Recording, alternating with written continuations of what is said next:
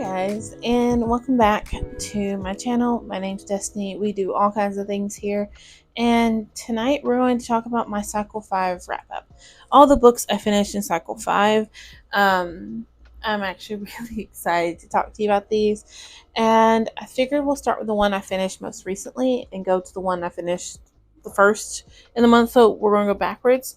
The first one I finished, or the last one I finished this cycle, was Flawless. It is the second one in the Pretty Little Liars series. I also finished Pretty Little Liars. I don't have much to say about those. They were just a fun read. They're not something I've read before, and when I thought about picking them up and thought about why not, I wanted to see if it was different than the I wanted to see if it was different than the first, like the TV show, I should say. And they're really not. I don't think that personally I would let Ollie read them till she's like 16 or 17. I think that they should be definitely read as a older young adult, because some of the topics talked about and some of the stuff the girls are going through is something that I wouldn't want my 13-year-old learning about. Other than that, I mean, they were fine. I think I gave them each 3 stars. They weren't the greatest thing in the world, but they also weren't the worst thing I've ever read. They definitely aren't on like my lowest books of the month or anything. They just weren't the best.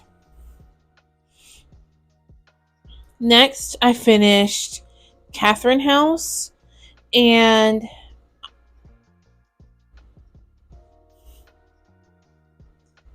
that one I gave 2 stars. It was my worst book of the month. I dislike this one so much, and I genuinely think it's because I read Bunny first. I think that if I had given this a try, then Bunny, I wouldn't have minded it, but Bunny and it both have that speculative fiction element to it that honestly, it just did not work in this one. I think that it was supposed to be creepy and crawly and like otherworldly feeling, and it just did not give that. Bunny by Mona Awad gave that in stride. Like, you felt like you were going through the delusion with the character. Like, our main character there, you had no clue if she was like tripping on acid, if this was really happening. Like, you had no clue, and you questioned it. It was one of those books like you closed the back cover and went, the fuck did I just read? And wanting to start it over again to try to get some clarity, only to realize there is no clarity because the character themselves have no clarity. They have no clue what's going on either. And that's what you're supposed to feel. Where with the Catherine House, instead, it felt like I was in the mind of a teenage girl losing her mind while she just wasn't fucking paying attention. I felt like she wasn't trying to get answers for herself. And the main mystery she was trying to solve did not make sense to me. Like, she was missing big chunks of time, and it jumped so much that I questioned, like, is there something in your freaking food? Like, are they feeding you something that they shouldn't be? Like, what the fuck? And she didn't question any of that. She is more concerned about these scientific experiments they're doing than she's like, what is going on with me? What is going on with my own body? Like, she did not care that she was losing time. She did not care that she didn't remember sleeping with this dude. Like, she did not care that they're all getting drunk even though they're teenagers. Like, none of that mattered to her. The only thing that mattered to her was these experiments down in the basement, and I could care less about the experiments. They were not driving the plot for me at all. I wanted to know what was going on with her because we were missing time, and it was frustrating. I gave it 2 stars because it was that frustrating. Next, I finished. Let me double check my notes here. Next, I finished my favorite book of the month, and that is You Made a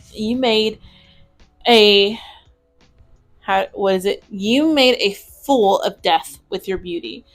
This story was one that wrapped grief and the guilt of moving on up in such a beautiful freaking bow that I cried. I cried. In this one, you're following our main character. She is an adult. It is an adult book. And she has lost her husband, I think 4 years ago. He died in a car crash. They were in the car crash together. She lived, he died, so she has survival guilt. She's an artist and she makes art with mementos from the crash. And she moves to New York with her best friend. They live in the Bronx. Don't quote me on that, I could be wrong, but I think they live in the Bronx. And she goes to this rooftop party with her friend, and ends up sleeping with this guy in the bathroom. Like, it's her first time sleeping with anybody since her husband has died, and like all of that. And so she starts a casual situationship with this man, and his friend hits on her, and she's like, "Okay, you're kind of cute. Why not? Let's do it," kind of thing. And so his friend starts taking it really slow and is like, just like, "I just want a friendship. I don't want to date you. Like, I understand you're going through your own stuff. Like, I just want a friendship. Let's just be friends." She's like, "Okay, that sounds good to me." And they start being friends. He takes her to visit his home. He is from Nigeria. So they go home to his home, and he gets her a prestigious art gallery showing with a famous artist, and so she goes there to start working on her piece, and is living with him and his father. And one thing leads to another. I'm not going to tell you what happens because I think this is a big spoiler, but his father also has lost his mother and has his own grief he's working through. And the whole story is just of her learning to love again and learning to allow herself to love again, and how it's okay to move on. Like, he would want you to be happy. And honestly, some of the quotes still run through my head randomly. It was so beautiful. It is not something I have personally been through. My ex-wife and I separated. We are divorced, and so it's not something that my partner didn't die, but on one hand, it felt that way, because I no longer recognized who she was, and still to this day, I don't recognize who she was. She was not the woman I married. So I can understand the guilt of moving on, and the guilt of, did I fuck up? Like, like, I fucked up. I shouldn't be able to be happy again. And learning to allow myself to be happy again, and allowing myself to love again and to trust again. It's not easy. And this book sums that up so beautifully that it took me a little while to read it, and I cried. I listened to it, and if you've been around here for any amount of time, you'll know that I listen to books and will literally listen to them like they're a podcast, just one after another after another. This one, I took a break for a couple days because I just needed to absorb it. And it is one that I have not really bought books, but I get paid in 2 days. I'm ordering this book so I can reread it and annotate it because I need it in my home. I have not felt that way about a book in a very long time, but this one it hit home, and it is so beautifully told. If you take any recommendation from me ever, You Made a Fool of Death with Your Beauty is one that I highly recommend. Highly, highly recommend. Obviously, I give it 5 stars because I am sitting here raving about it. Next, I finished The Sterling House by Alex E. Harrow. I gave this 3 stars. I wanted more. And it is a YA haunted house telling. You're following our main character, Opal. Opal is I say it's YA, but she's like in her 20s. I think she's like 21 when the story starts, but it reads like a young adult. And it is in the young adult is categorized as young adult, even though she is in her 20s.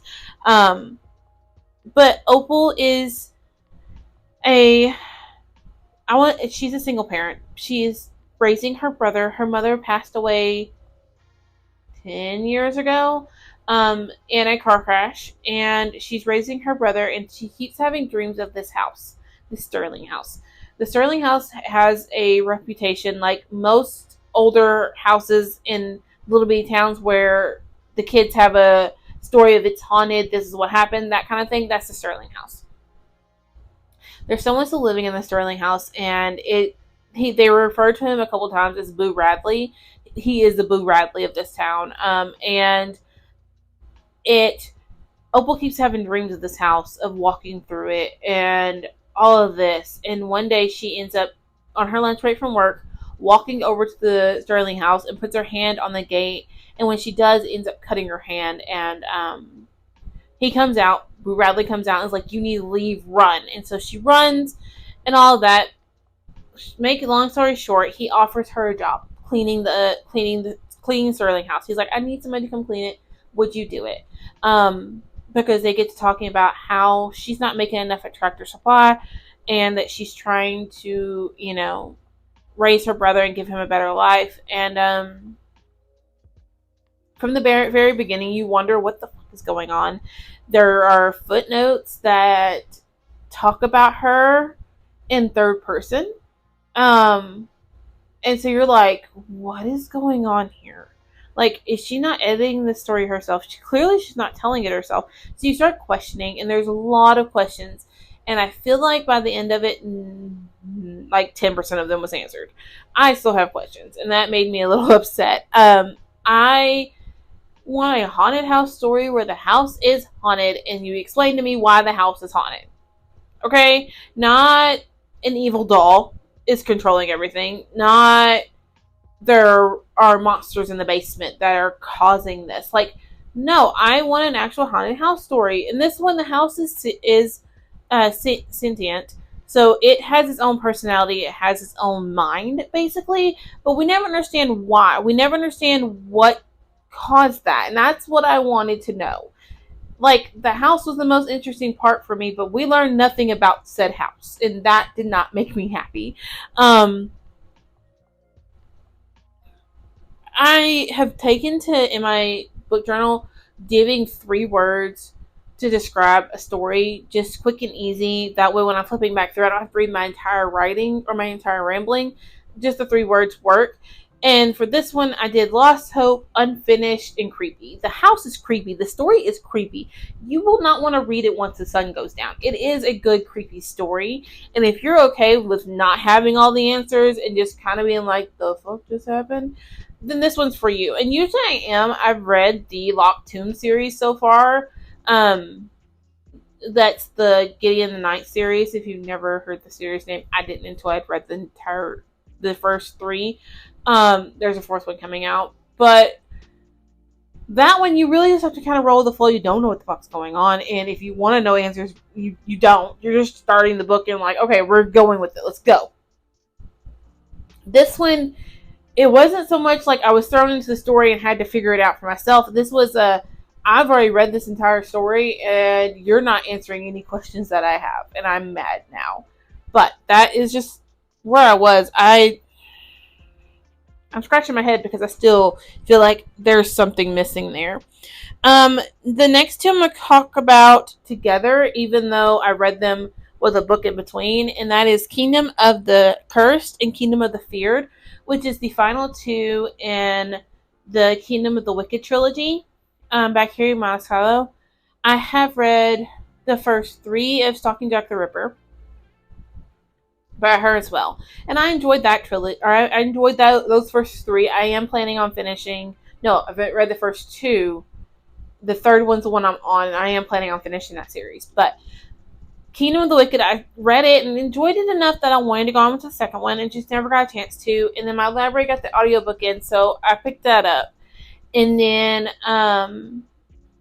like a week later, I was able to pick up the 3rd one as well, and actually really, really enjoyed these books. If I ever find them secondhand, I will buy them. They're something that I do want on my shelves, not like I need to buy it brand new kind of feeling, but they were really good. I really, really enjoyed them. I gave them 4 stars for 5 stars for the Kingdom of the Feared, and 4 for Kingdom of the Cursed. I think Kingdom of the Cursed kinda fell into Mickle Book syndrome just a little bit. I feel like nothing happened in that one. I feel like it was literally just a book to get us to where we needed to go for the third one. Nothing really happened, and when the action did start happening, it was at the very end of the book. But it was enjoyable. It was very wicked, very intriguing, and made me want to pick up the third one, which I honestly really, really enjoyed. I think that the way it tied up was beautiful.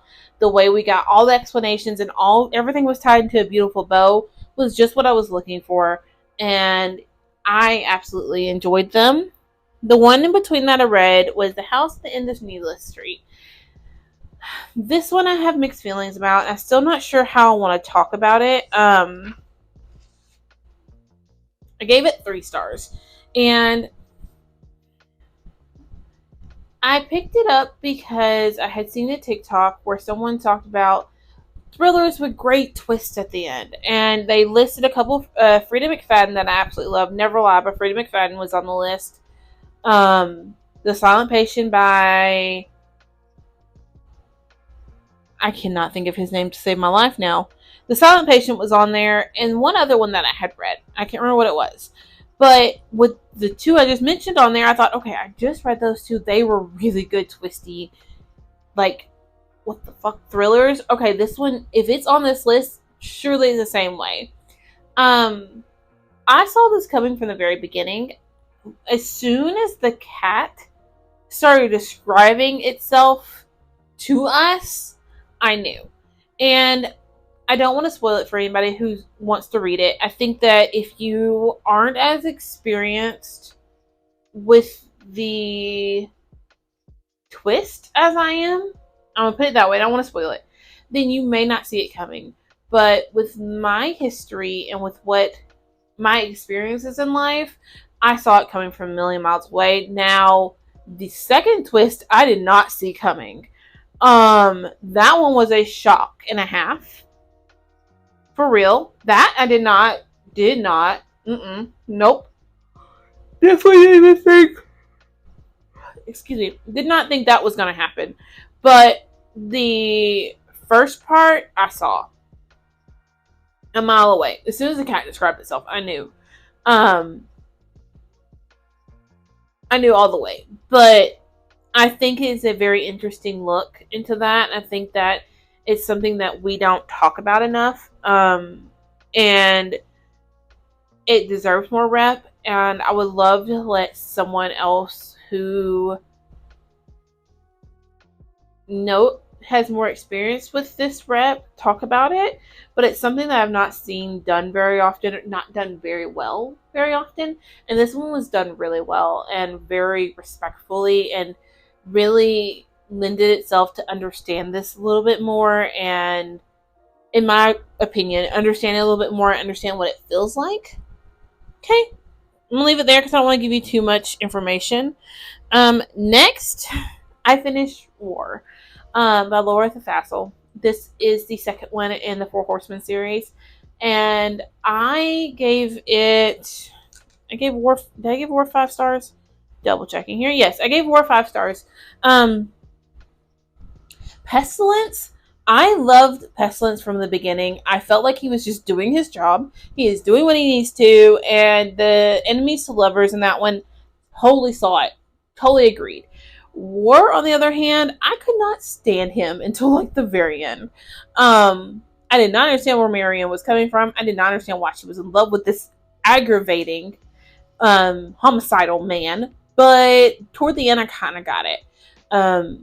I think that it just shows a duality in the. Am I looking for the word duality? A complex character that I was shipping the 2 of them for Miriam. Like, I was rooting for Miriam to be happy. I wanted her to be happy. Could not stand the man that she seems to love, but I was rooting for them. And I really felt like that best friend that's you're telling everything to, that cannot stand your boyfriend, but you're like, okay, baby, I hope you're happy. I'm happy you're happy. I want you to be happy. I'm happy for you, but I don't like him. I don't like him at all. He is not my cup of tea, and that's kind of where this was.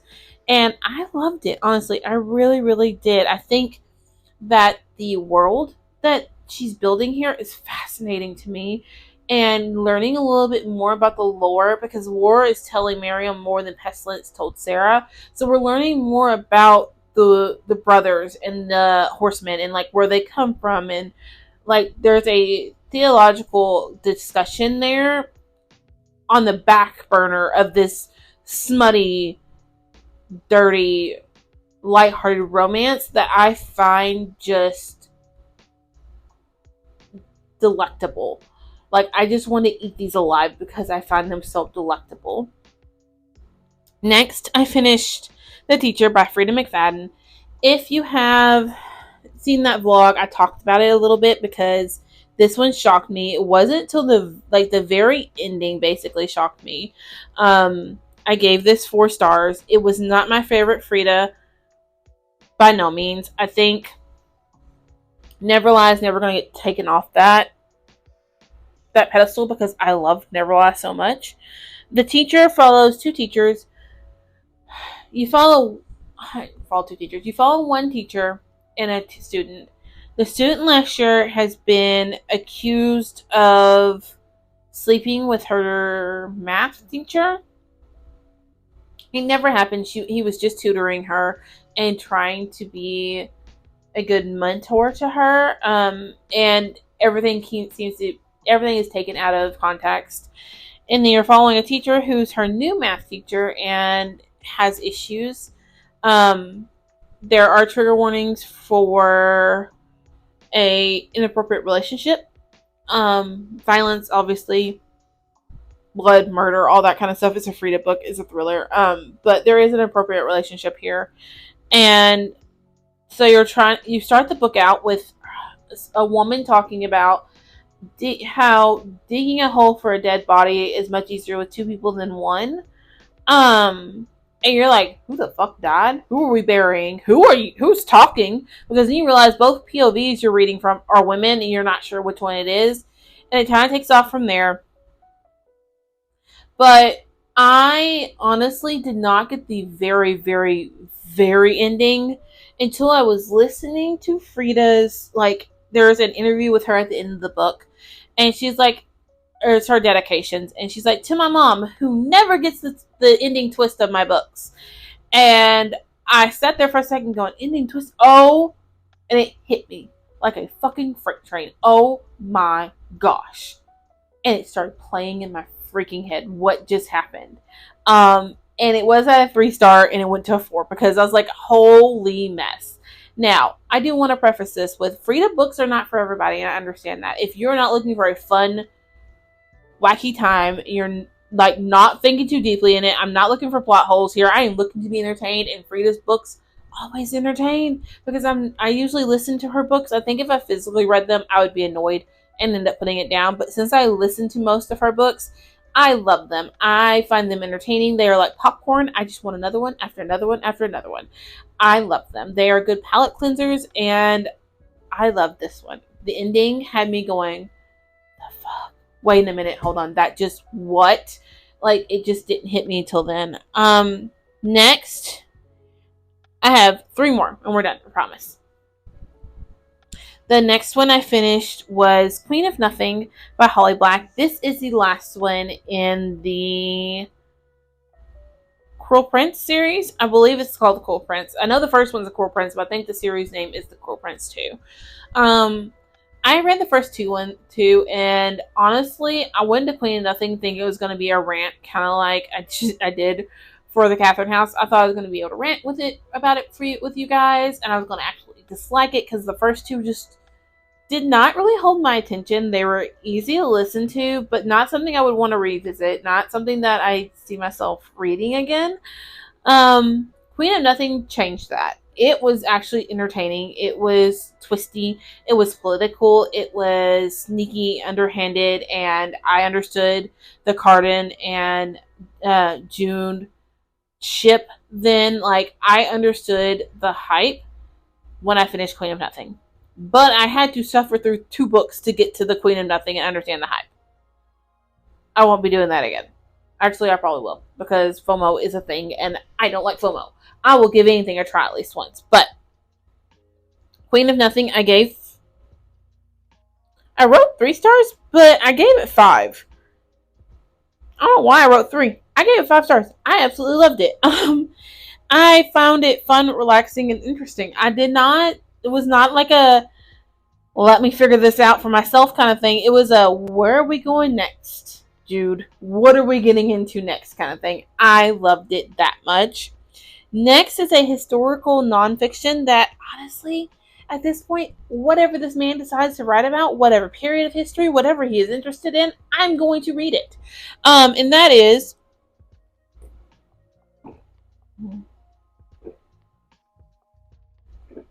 Devil in the White City by Erik Larson.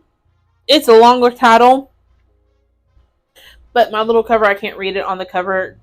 But anyways, this one follows the World's Fair and H.H. Holmes. If you don't know who H.H. Holmes is, he was a serial killer in the early 1920s? No, 1890s? Early in history. And it was like the 18, I want to say the 18, World's Fair is 1812. I could be wrong. Dates are not my strong suit. My brain does not lock in dates. But I know that it was the same time Jack the Ripper was in London. So this book follows the World's Fair and H.H. Holmes. H.H. Holmes actually in Chicago killing people at the same time the World Fair is happening, and that's how he got away with so much. Because so many people were coming into Chicago for the World's Fair, trying to find jobs, working, building the World's Fair, that he was able to unalive a bunch of people. Maybe it's 1911. Brain is throwing out numbers now that I'm trying to think about it. But there is a speculation that H.H. Holmes was also Jack the Ripper. A lot of historians have, I guess you could say, they would be historians, have studied and said that the times that H.H. Holmes was in London, it's the same time Jack the Ripper murders were happening, and then when he came back, they stopped happening there, kind of thing. In this book, we don't learn about that. The only thing that's mentioned is that, like, he does make mention to Jack the Ripper, and that Holmes is reading about Jack the Ripper in Chicago.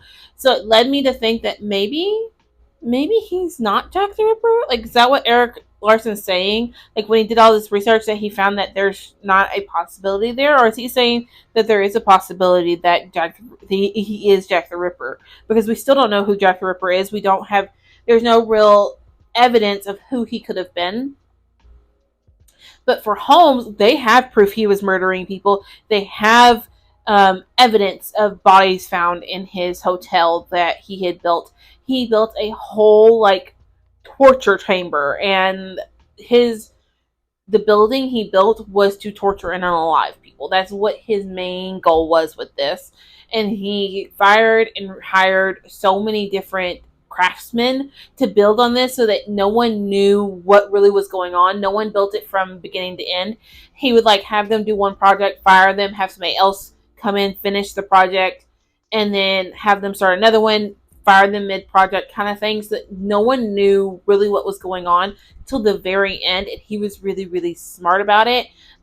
His name actually wasn't even H.H. Holmes. He had a different name. He changed his name to fit his needs.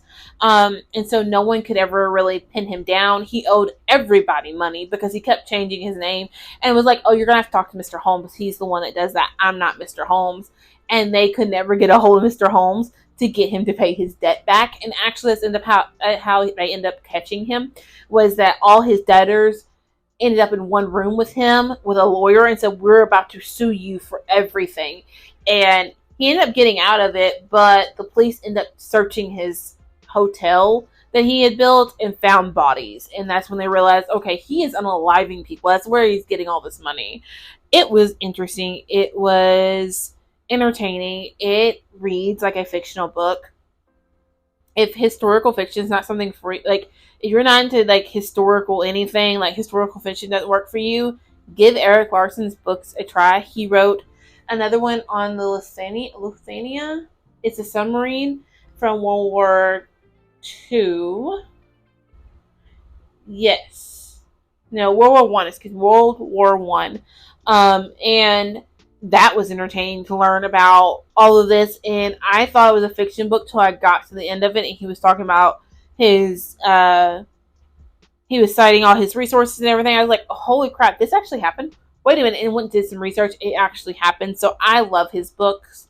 The next one I want to pick up is The Splendid and the Vile, which is a story about Winston Churchill, which I'm interested in. And then the last book I have to talk to you about that I have for Cycle 5, which may be in Cycle 4 actually, but I haven't talked to you about that, and that is Atomic Habits by James Clear. I'll just say I gave it 4 stars. I think I would have given it higher if I could have read it straight through, but since my library needed it back, I wasn't able to read it straight through. There's some interesting takeaways from that I have done, and there's a lot to learn there. I think that if you're looking for productivity, to be your best self, to kind of like hack your brain, the Atomic Habits is definitely for you. If you are neurodivergent, I don't think that Atomic Habits is the perfect one.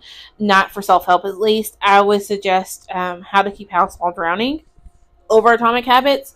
Depending on where your personal growth is. Mine, I went to Atomic Habits because I wanted to start keeping habits a little bit better, and I still fall off quite frequently, and How to Keep House with Drowning helped me with that more than Atomic Habits, but I did enjoy it. But there you have it. Those are all the books that I finished this month. It looks like I ended up finishing 12, which is not bad at all.